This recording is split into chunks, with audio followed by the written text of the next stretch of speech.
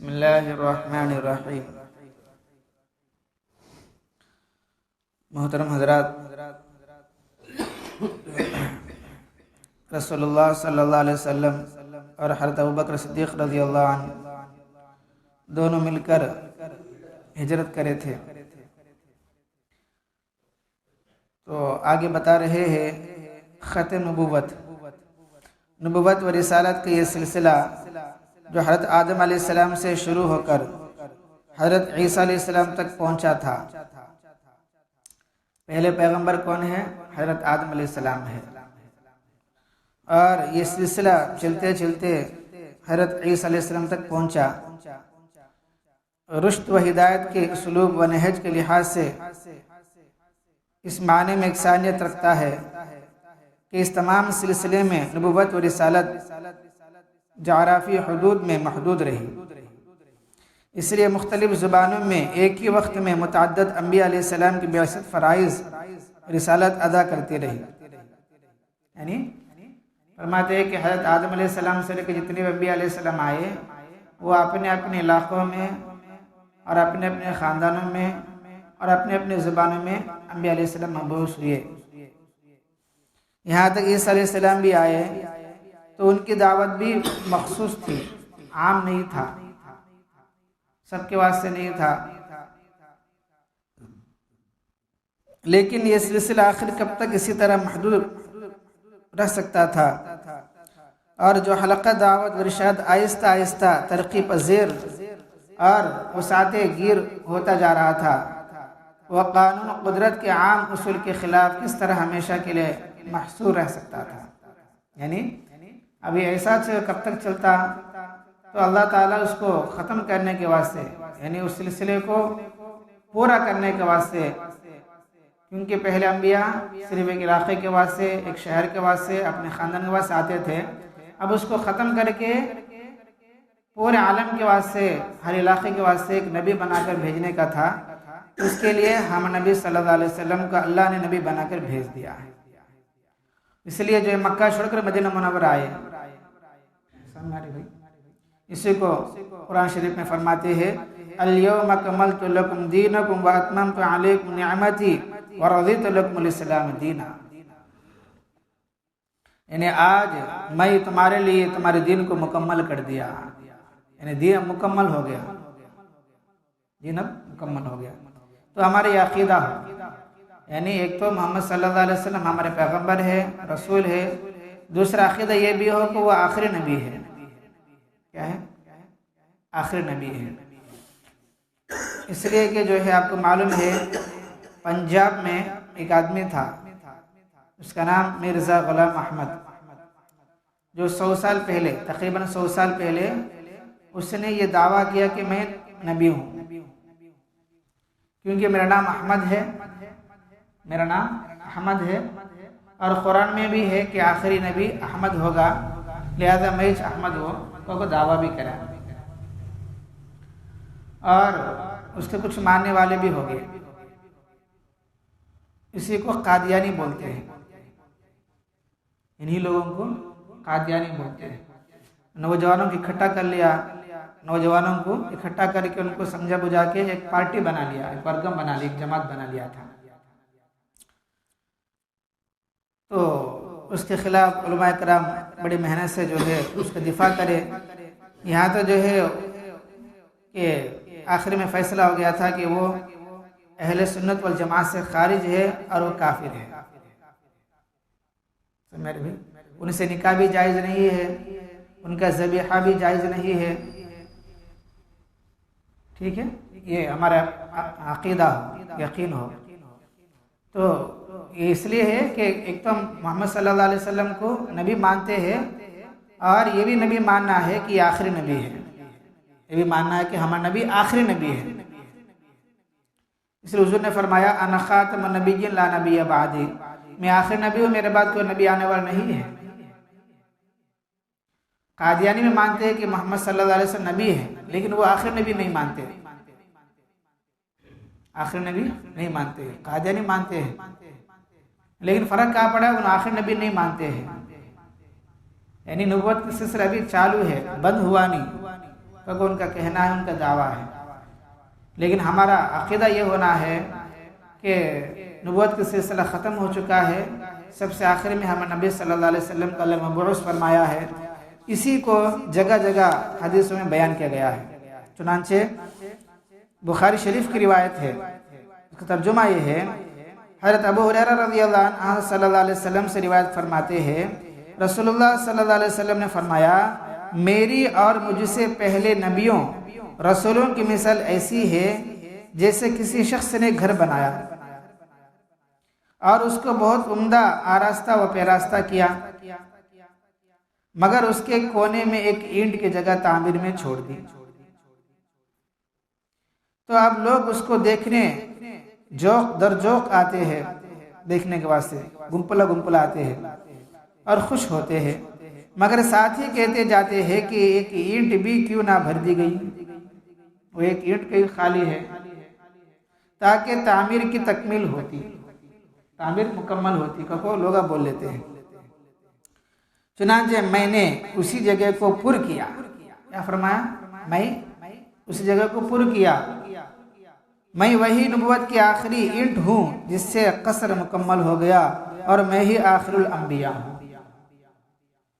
یعنی جگہ جگہ قرآن میں حدیث میں یہ بتایا گیا ہے کہ امر نبی آخری نبی ہے، نبوت کا سلسلہ ختم ہو چکا ہے، نبوت کا جو سلسلہ ہے اللہ نے اس کو ختم کر دیا ہے۔ یہ ہمارا عقیدہ ہے، یہ ہمارا عقیدہ، جگہ جگہ قرآن شریف میں یہی بتایا گیا ہے، جیسا کہ یا ایھا الذین آمنوا اطیعوا اللہ واطیعوا الرسول واولی الامر منکم۔ اب آگے فرماتے ہیں اب نبیوں کا سلسلہ تو ختم ہو چکا ہے، اب ہمیں کس کی اطاعت کرنا ہے، کس کی بات ماننا ہے؟ تو فرماتے ہیں ایمان والو اللہ کی اطاعت کرو اور رسول محمد صلی اللہ علیہ وسلم کی، اور ان کی اطاعت کرو جو تم میں سے اولو الامر ہے، اولو الامر یعنی علم والے ہیں، جو قرآن حدیث کی روشنی میں بات بتانے والے، ان کی بات ماننا ہے۔ اس آیت میں صاف طور پر یہ کہہ دیا گیا ہے اب انسانی رشد و ہدایت کے لیے صرف ایک ہی طریقہ ہے کہ اللہ کی اور محمد صلی اللہ علیہ وسلم کی اطاعت کی جائے، اور محمد صلی اللہ علیہ وسلم کے علاوہ اب کسی نبی اور رسول کی اطاعت کا سوال ہی نہیں، اب کسی کی اطاعت نہیں ہے، بلکہ اللہ اس رسول کی اطاعت کا آخری طریقہ یہ ہے تم میں سے جو صاحب امر ہو، مطلب علماء مجتہدین والخلفاء حق، ان کی پیروی کرو۔ جو علماء ہے، جو مجتہدین ہے، محنت کرنے والے ہیں اور تقوی والے ہیں، صحیح راستہ بتانے والے ہیں اور صحیح مسئلے مسائل بتانے والے ہیں، ان کی اتباع کرنا ہے، اور جو خلفاء حق ہے، جیسے چاروں خلفاء ہے حق ہے، ان کی پیروی کرنا ہے۔ ان آیت بینات کے علاوہ قرآن حکیم نے جن آیت میں خدا کتابوں یا رسولوں پر ایمان لانے کی ہدایت کی، وہاں یہ کہہ کر بما انزل الیک وما انزل من قبلک آمنوا باللہ والرسول والکتاب الذی نزل علی رسول والکتاب الذی نزل من قبل، کہ محمد ان سے پہلے نبی اور رسول و قرآن ان سے قبل کی کتابوں پر ایمان لاؤ، اس حقیقت کو نمایاں کیا، اور ابارہ کہ جہاں تک پیغمبر اور کتاب اللہ پر ایمان لانے کے تعلق ذات اقدس قرآن حکیم اس سے قبل کے نبیوں رسول و کتابوں کا ہے، یہ صرف اس لیے کہ اس سلسلہ آگے بشکل نبوت و رسالت وحی الہی نہیں چلے گا، بلکہ محمد صلی اللہ علیہ وسلم رسالت ہی یہ حد کمال تک قیامت تک بلا فصل باقی اور جاری رہے گی، اور قرآن حکیم قابل و مکمل دستور ہدایت بن کر ہمیشہ اس کے لیے زندہ شہادت دے گا۔ مطلب اب قرآن کو اللہ نازل فرمایا ہے، اب یہ قرآن ہی قیامت تک چلے گا اور اس پر عمل کرنا ہے۔ اس کا علماء فرماتے ہیں جب تک قرآن زندہ ہے تب تک دین زندہ ہے، جب قرآن پڑھانے والے، پڑھنے والے، عمل کرنے والے نہیں رہیں گے تو دین بھی ختم ہو جاتا ہے۔ پورا دین کا دار و مدار قرآن حدیث پر ہے۔ سمجھ بھائی، جیسا ہمارے بدن میں دل دماغ اگر یہ مضبوط ہے پورا جسم مضبوط رہتا ہے، تندرست اور صحیح سالم رہتا ہے۔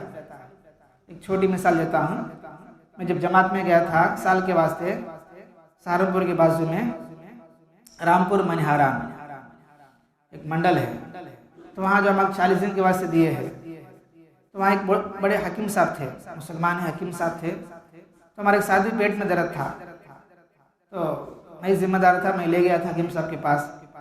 تو حکیم صاحب کیا کرے، دوا دی پیٹ کو درد کا، جو پوڑی وغیرہ دی. میں پوچھا کہ حکیم صاحب مجھے بھی کیا ہے، ذرا چشمہ ہے، ذرا کمزوری ہے میرے آنکھوں میں، ذرا کچھ دوا ہے تو دو تمہارے پاس. وہ بولے کیونکہ ابھی 3 پوائنٹ ہے، ابھی بڑھتا گیا. کہ ہمارے ایک دوست ہے انگول کا، اسے 11 پوائنٹ آیا. تو وہ شوڑے کے سیسے رہتے نہیں، اتنا موٹا چشمہ ہو گیا. تو میں ڈر کو کیا بولے گا، حکیم صاحب کیا دوا ہے تو تم کہنے انگلش دوا کوسا بھی کام کرتے نہیں لوگ. وہ بولے تو انہیں ایک دوا لکھ کو دی، اور انہوں دوا بیچتے، بازو ان کے بچے 2 بچے رہتے، انہوں دوا دیتے رہتے، انہوں خود دوا بناتے بھی اور باہر سے منگاتے بھی. تو جا کو دیکھا کہ ایک ڈبہ دیے، اس پر لکھا تھا خمیرہ آپریشن، ہمدرد والوں کا یا پھر ایکس کا ہے، کمپنی ہے، ہمدرد ہے، ریکسین ہے، نیو شما ہے، سب بھی کمپنیاں رہتے ہیں مسلمانوں کے سب بھی. تو نام کیا، دوا کیا، خمیرہ آپریشن. اس میں کیا لکھے گا تو دل دماغ کی کمزوری کو دور کرتا ہے اور سانس کو بڑھاتا ہے، آدمی کو طاقت پہنچاتا ہے. وہ لکھو ہے اردو میں.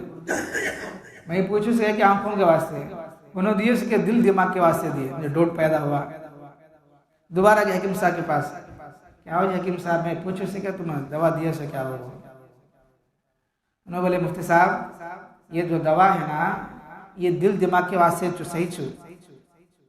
اس کا مطلب سمجھو، مطلب یہ ہے جب ہمارا دل دماغ مضبوط رہتا تو آنکھوں کی روشنی مضبوط رہتی.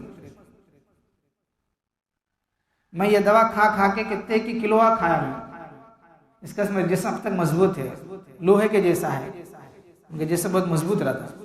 آپ بھی کھاتے رہو بول کے بولے. مجھے وہاں سمجھ میں کیا ہوتا ہے، اگر ہمارا دل دماغ مضبوط ہے تو پورا جسم مضبوط رہتا ہے نا.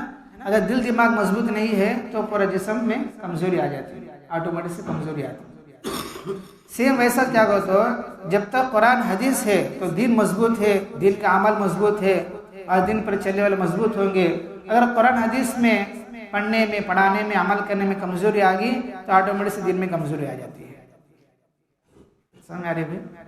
اس کے واسطے میں کیا کرنا ہے کہ قرآن کو سیکھنا ہے اور قرآن پر عمل کرنا ہے، اپنے بچوں کو سکھانا ہے، اپنے بچوں کو سکھانا ہے، نمازوں کے اہتمام کرنا ہے، دعاؤں کے اہتمام کرنا ہے. اس کے واسطے اللہ کے راستے میں نکلتے بھی رہنا ہے، وقت پر اللہ کے راستے میں نکلنا ہے. وہاں جو باتیں سیکھے ان کو جو ہے یہاں عمل کرنا ہے، مقام کام بھی کرنا ہے اور ذرا وقت نکال کے ذرا سیکھنے کی کوشش کرنا ہے. سب کریں گے انشاءاللہ بھائی. چلو صبح سے کیا ہے، اب غزوات کا سلسلہ شروع ہو جائے گا.